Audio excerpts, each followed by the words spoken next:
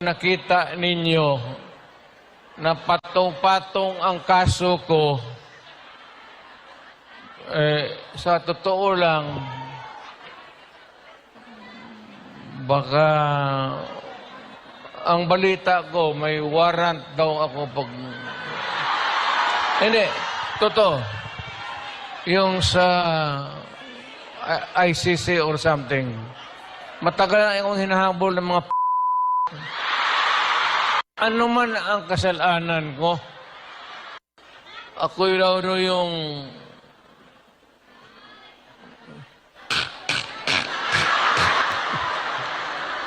ito ganito na lang. O sabi ko, assuming na totoo talaga yung naririnig ninyo, bakit ko ginawa yan? Para sa sarili ko?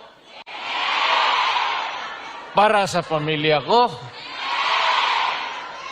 Para sa inyo at ang inyong mga anak? Okay lang, tatanggapin ko yan.